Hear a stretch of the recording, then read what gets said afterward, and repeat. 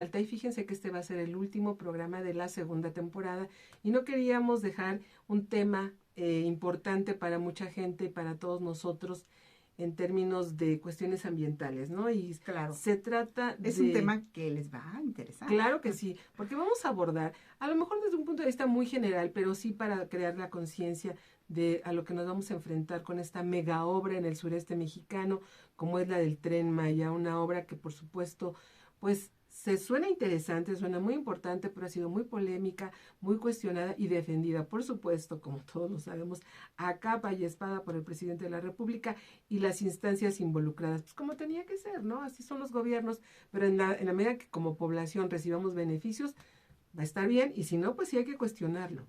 Por supuesto. Y bueno, vamos a arrancar con este tema que es de verdad pues de gran interés para la gran mayoría de los mexicanos, para la mayoría de los mexicanos, y en especial de quienes habitan en esa zona. Son, recordemos, 5 estados. Por supuesto, y en cuanto a los datos duros, déjenme comentarles, mucha gente los ha manejado y conoce perfectamente que en 2020 se ejercieron para esta magna obra 31.700 millones de pesos. Y recientemente, bueno, ahorita que está el proceso en el Congreso de la Unión de la aprobación del presupuesto para 2023, el Congreso acaba de autorizar 143.073 millones de pesos, equiparable a un presupuesto muy amplio a lo que se ha destinado, que se va a destinar para el próximo año para las Fuerzas Armadas. Ya lo comentabas, Patti, son 5 estados de la República que están contemplados en esta larga ruta de 1.500 kilómetros. Son Chiapas, Tabasco, Campeche, Yucatán y Quintana Roo, que abarcan 41 municipios y al parecer entre 18 y 20 estaciones, ¿no? 21. De hecho, son entre 18 y 21 estaciones con pues paraderos también, ¿no? Donde pues la gente va a poder hacer comercio. Por supuesto, y bueno, Patti, el proyecto suena muy ambicioso por este perfil social y económico muy importante, pero también al mismo tiempo, como lo señalábamos, entraña graves problemas de sustentabilidad, daño al medio ambiente, ¿cómo no? E impacto social. Se dice que no talaron árboles, no se calcula cuántos, pero evidentemente cuando vas a hacer una obra que va por tierra y está en medio de una selva, por supuesto nadie puede negar que hay depredación, ¿no? Entonces también se impacta a comunidades que padecen una pobreza extrema. Pati, tú traías datos bien interesantes y muy reales de una pobreza, pues, histórica, ¿no? Lacerante. Pues sí, como bien dice Luzma, pues son 5 estados. Vamos a empezar por Yucatán. Porque, bueno, hay una connotación política también. Es el único gobernador que pertenece de estos 5 estados, que pertenece a un partido distinto de Morena, y eso creo que vale la pena decirlo. Es Yucatán, precisamente, Mauricio Vila Dosal, y el estado tiene una población aproximada de 2.300.000 residentes. De estos, más de 900.000 tienen alguna categoría de pobreza, según datos de la Secretaría del Bienestar que preside Ariadna Montiel. Más del 6% de la población de Yucatán vive en pobreza extrema. Así ¿Cuánto? que más del 6%. Ok. Aunque ella matiza y dice que el concepto de pobreza moderada pues es la gran mayoría. Sin embargo, pues estamos hablando de un porcentaje muy elevado, ¿sí? Entonces, es importante también mencionar que el Consejo Nacional de Evaluación de la Política Social, el llamado Coneval, pues tiene sus características para medir los índices de pobreza. Uno es el ingreso per cápita, es decir, cuánto gana cada persona, cuánto dinero le ingresa diariamente o semana, mensual, anual a su bolsillo. Y esto, pues definitivamente tiene que ver también con el acceso a la educación, con el acceso a la salud, la seguridad social. ¿Qué significa esto? Pues bueno, ¿qué tiene un ciudadano en materia de herramientas para enfrentar enfermedades, invalidez, accidentes de trabajo, seguro de desempleo, atención a adultos mayores, etcétera? Esto es solo Yucatán, Luzma. Y aquí tú tienes unas notas que me permito comentar. Campeche tiene 928.363 habitantes, 928.000, o sea que menos de 1 millón. De este universo, el más de 46% son pobres, 46%. Casi 500.000 personas viven en pobreza en Campeche. actividades económicas que ellos tienen, pues es sin duda la petrolera. Conocemos casi el 80%. Pues todas estas estaciones, todas estas áreas petroleras, la construcción y el comercio realmente son pues pocas, ¿no? Y muy concentradas en cosas grandes, pero en actividad menor no hay tanta actividad, ¿no? Pero podría tener muchísimo turismo, porque Campeche pues es un estado maravillosamente hermoso, tiene simple y sencillamente pues Calakmul, ¿no? Que es pues una gran belleza natural y vestigios mayas muy importantes, ¿no? Claro. Y seguimos con la península, que es Quintana Roo. ¿Qué tal, Pati? Pues precisamente en Quintana Roo, por primera vez llega una mujer a la gubernatura, es Mara Lezama, que viene de la presidencia de Cancún, y aquí tenemos 1.857.000 personas residiendo en esa entidad. ¿Pero qué creen? El 41.2%, Luzma, o sea, más de 710.000 personas, viven en condiciones de pobreza. Todos hemos hablado o hemos escuchado hablar que Cancún es la joya de la corona, parte del Caribe mexicano, y es la joya de la corona en materia turística. Y efectivamente, quienes hemos tenido el privilegio de estar en esos lugares, claro, sabemos que tiene una belleza verdaderamente impactante. La situación es que pues hay también millones de pobres. Algo así como el 41.2%. Estamos hablando que más o menos la mitad de la población que vive en todo eso que es la Riviera Maya y que muchísima gente a nivel mundial la conoce y la reconoce, tiene aproximadamente 710.000 pobres. 700, ay. Y hablamos de números, Pati, pero realmente caminar esos lugares, cuando ves estas grandes construcciones hoteleras en Cancún, sales fuera de estos municipios tan urbanizados, con tanta actividad turística y tanta pobreza, ¿no? Así es, fíjense grave. amigos que precisamente con estos dos estados que suman el recorrido del Tren Maya, Tabasco y Chiapas, estamos hablando de 7.300.000 pobres. Wow. Mexicanos pobres, mexicanas pobres. Entonces, ¿qué pasa? Que aun cuando tenemos actividades económicas, Luzma, como el turismo, la agricultura, la parte forestal, la pesca y la manufactura, pues hay una gran cantidad de mexicanos pobres. Hay que decir, por ejemplo, que en Tabasco el gobernador es Carlos Manuel Merino y tiene una población de aproximadamente 822.000 personas pobres. El otro estado es ni más ni menos que Chiapas. Y en Chiapas, bueno, se tienen 5.600.000 habitantes. Patética también la cifra de pobreza. Digo, Chiapas se conoce por muchas razones, por la belleza, pero principalmente incluso por toda esta problemática socioeconómica. Recordemos, ahí surgió el movimiento zapatista y la pobreza, pasan sexenios, no Sexenios y gobernadores. Y presidentes, y la situación en Chiapas es grave. Todo el mundo habla como lo típico, lo bonito de Chiapas, pero la realidad son 76.5% de pobreza, ¿no? Es decir, que más o menos 7 de cada 10 personas que viven en Chiapas viven en condiciones de pobreza o de extrema pobreza. Ahora, yo siempre pregunto, con estas bellezas, ¿cómo explicamos los millones de pobres? Y en este contexto es justamente donde el presidente tiene contemplada su obra insignia, que es el Tren Maya. Interesante. Hay que reconocer que Chiapas, bueno, también tiene diferentes actividades así muy distintas a lo que es en Campeche, que es petrolero, comercio, etcétera. Aquí sí hay agricultura, cría, explotación de animales, aprovechamiento forestal, pesca y caza. También hay comercio, construcción, servicios inmobiliarios y de alquiler de bienes muebles e intangibles. También servicios educativos. Realmente es muy rica también en actividades que justamente se tendrían que aprovechar, ¿no? Para impulsarlas, si es que el famoso Tren Maya llega a impactar en función de beneficiar a esta gente.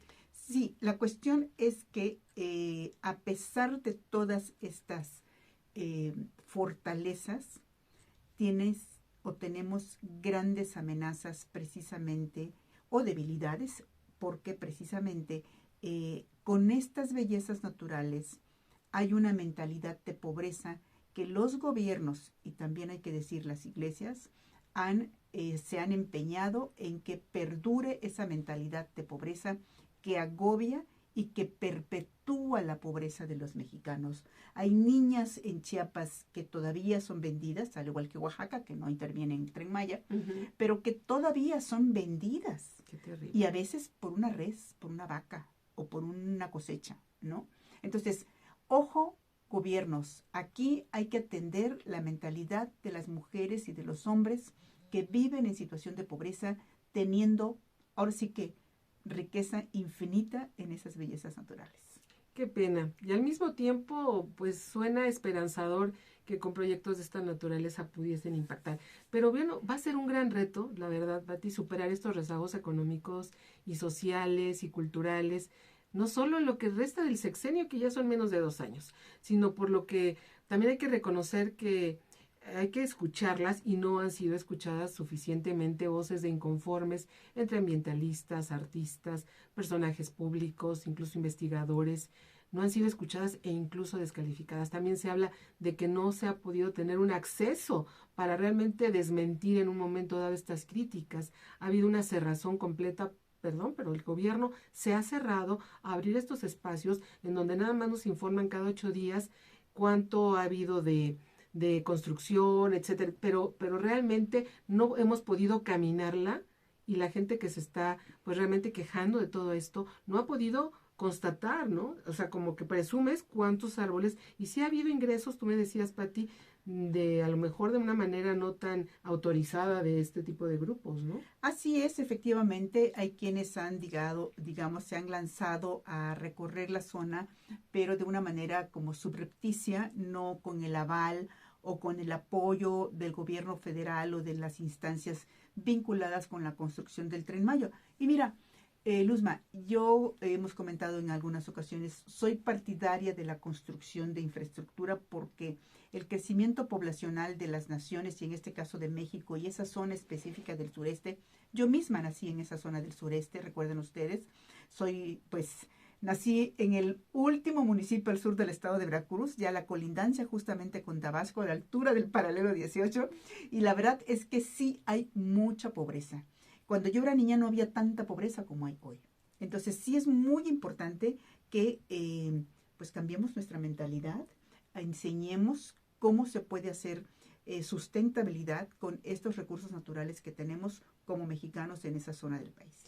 Y bien vale la pena escuchar, sabemos que seguramente en algún momento en noticias, en los videos, en YouTube, han escuchado a estas voces, pero sí hay que recordar el primer impacto que causó esta pues agrupación de famosos que en algunos videos se pudieron manifestar, ¿no? Pidiendo por lo menos que se escuchara a los expertos por estos ausencia de un estudio de impacto ambiental en el lugar.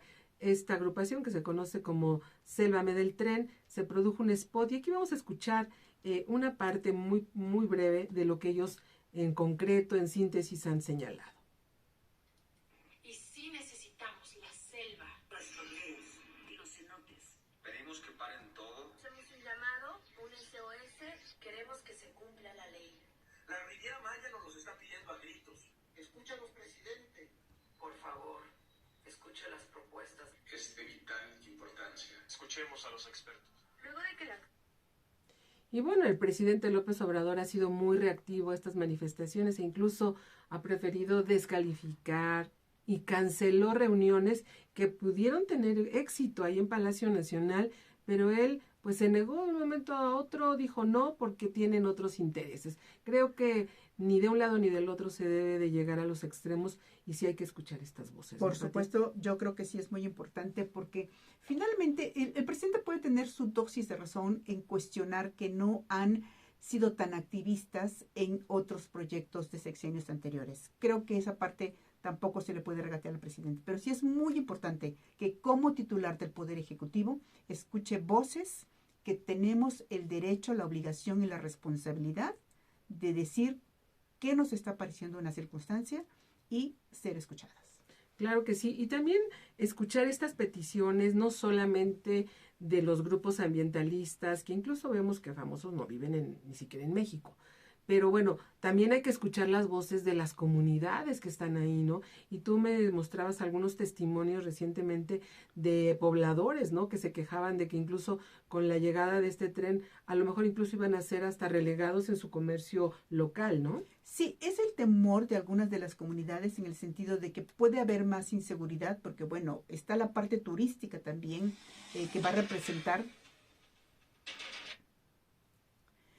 Está la parte turística que también va a representar un flujo de visitantes y que la gente se siente amenazada porque no tienen suficiente agua. Sí hay agua, porque yo siempre lo he dicho, los árboles son el laboratorio del agua y hay agua.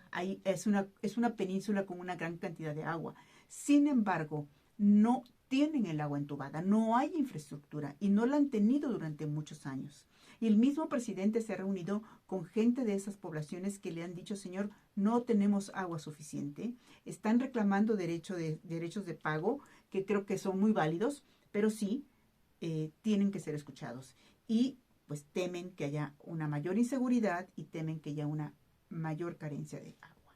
Y también ha impactado a ejidatarios que a lo mejor de manera histórica han pedido que se les respeten sus derechos y no en este gobierno, sino anteriores. Y esto es lo que ha dicho el presidente López Obrador cuando ha señalado que si estos ejidatarios que tienen un bloqueo en el último tramo que va de Expujila a Chetumal, si no se quitan de ahí, si no hay acuerdos, pues definitivamente no habrá esa última parte del tramo. Pero vamos a escuchar cómo lo razona él y qué es lo que explica. El avalúo es para apoyar de manera directa a los poseedores de la tierra. Y en este caso, el excedente podría ser para mejoras, no para los dirigentes. Mejoras en los 5 ejidos. Si no se acepta, pues nos vamos por el derecho de vía. Ahí hay 40 metros. Y ya de Chetumal a Escárcega es una sola vía. De Chetumal a Cancún y de Cancún a Mérida son 2 vías. Se requiere más terreno. Pero acá es una sola vía y sí podemos acomodar el tren en los 40 metros, la carretera y el tren. Y si aún así hay bloqueos y no nos dejan, se queda el tren hasta Espujil. Pues ahí las declaraciones del presidente que incluso mencionó, pues si no, ahí quedan los responsables y la amenaza también de que si no continúa, pues él mismo va a hacer uso de su misma palabra para denunciarlos y evidenciarlos. Pero no es por ahí, presidente. Creo que se tienen que escuchar a todos, se tienen que llegar a arreglos y si no se llega, no hay responsables. Es una situación social y económica que se está entendiendo que si te va a impactar, pues no se hace esa parte y se buscan otras alternativas, ¿no? El argumento del presidente es que estas organizaciones, que son entre 9 y 10 organizaciones vinculadas con actividades ambientales, están siendo subsidiadas por organismos de Estados Unidos básicamente, y él argumenta que son alrededor de 14 millones de dólares que han recibido en los últimos 5 años de estas organizaciones, ¿no? La verdad, yo no lo he podido comprobar.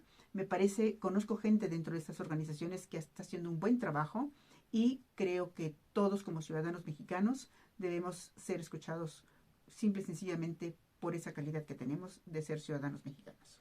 Y bueno, el mismo gobierno, cuando empezaron todas estas manifestaciones, atajó todo al lanzar el famoso decretazo presidencial el 22 de noviembre del año pasado, en 2021, ya casi va a ser un año, que establece esta obra como otras que está realizando o que ya realizó en términos parciales, como Dos Bocas y el AIFA, pues los ha considerado como obra de seguridad nacional. Y por lo tanto, bueno, en este acuerdo hay que señalarlo porque no nada más es hablar por hablar. Dice el decreto que se publicó en el Diario Oficial de la Federación que se declara de interés público y de seguridad nacional la realización de proyectos y obras a cargo del Gobierno de México asociados, curiosamente, a infraestructura de los sectores comunicaciones, telecomunicaciones, aduanero, fronterizo, hidráulico, hídrico, medio ambiente, turístico, salud, vías férreas, ferrocarriles en todas sus modalidades, energético, puertos, aeropuertos y aquellos que por su objeto, característica, naturaleza, complejidad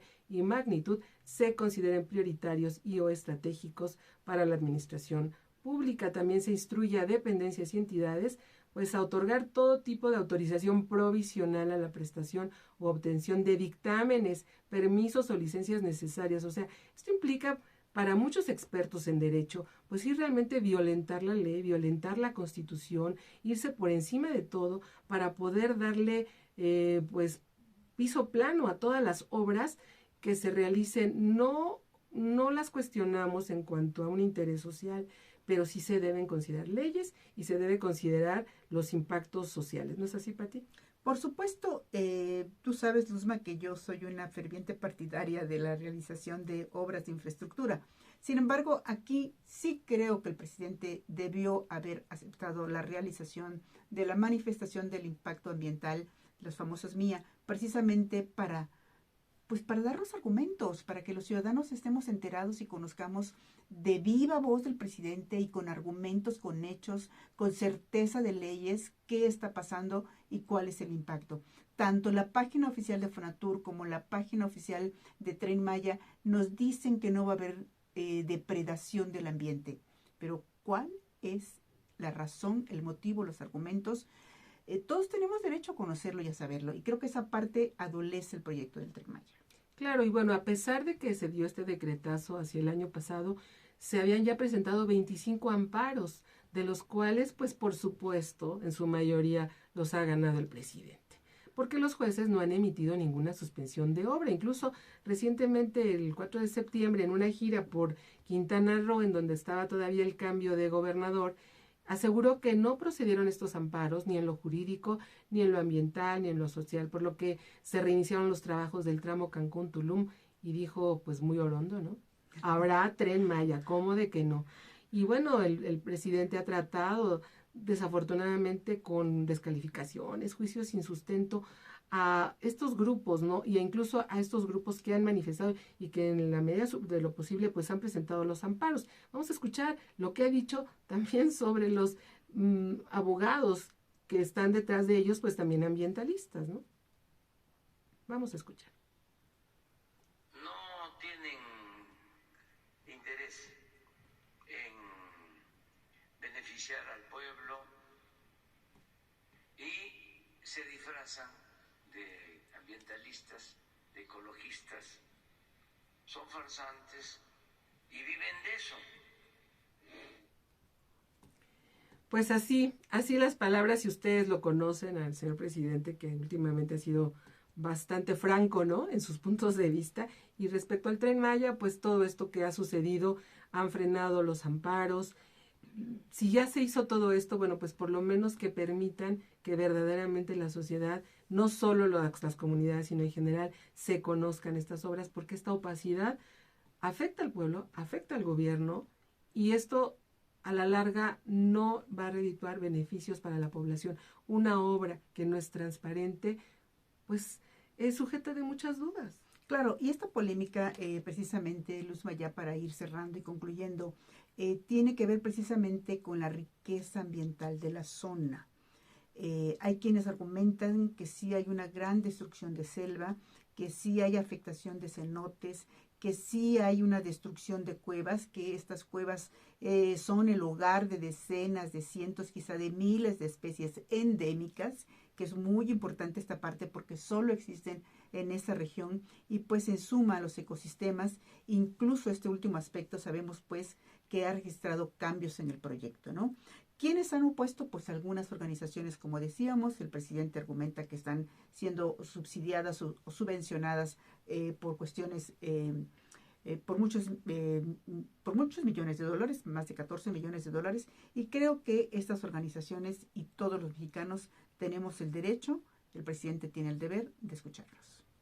Pues así es, amigos, terminamos con este tema, lo dejamos hasta este momento aquí, no quiere decir que lo cerremos, pero es como una fotografía al 2022, noviembre del 2022, cómo andamos con esto del Tren Maya, del cual se ha hablado muchísimo, se seguirá hablando, seguirá siendo centro del tema del debate en casi en todas partes, hasta que no veamos realmente beneficios, resultados, y pues esperemos hasta diciembre del 2023, que será fecha tentativa de culminar, si no toda la obra, un porcentaje importante, ¿no? Así es, no sabemos cuándo va a entrar en operación, pero la fecha de inauguración es diciembre de 2023. Estamos a 14 meses, poquito, 13 meses. 13 meses más o menos. Esperemos. Y bueno, en Voz Alta seguiremos con temas. Seguiremos hablando en voz alta de diferentes cosas. Yo por lo pronto, su servidora Luz María Sánchez, les agradezco muchísimo que nos hayan acompañado en esta rica segunda temporada que estuvo aquí mi amiga Pati Guevara, que va a seguir, por supuesto va a seguir. Vamos a darle otro giro también a los temas, pero vamos a seguir. El medio ambiente es algo importantísimo, es algo que nos atañe a todos, es el tema del momento, es el tema, señores. Así es que, Pati, muchísimas gracias de verdad por estos 12 capítulos de esta temporada y seguimos adelante, Pati. Claro que sí, seguimos adelante, sobre todo porque hay una frase muy interesante con la que yo en lo personal quiero cerrar, que es la del titular de Naciones Unidas, Guterres, que dice: estamos con un calentamiento global urgentemente por atender y tenemos el pie puesto en el acelerador, generando gases de efecto invernadero. Yo insisto mucho, Luzma, la pregunta es: ¿qué hago yo para cuidar el medio ambiente? Y creo que aquí es una corresponsabilidad de todos los que habitamos este planeta. Pues te seguiremos, Pati, en tus redes antes de que nos las des. Quiero también agradecer a Leonardo Paredes, que se sumó casi a la mitad de esta temporada también, para apoyarnos en la producción, y vamos a seguir adelante con un equipo interesante para seguirles dando información de valor, contenidos de valor aquí en Voz Alta para hablar con libertad. Ahora sí, tus redes, Pati. Claro que sí, a mí me encuentran como Patricia Guevara en Facebook, en Instagram, Pati Guevara Santi, y La Meta del Planeta en Facebook y en Instagram como @Meta del Planeta.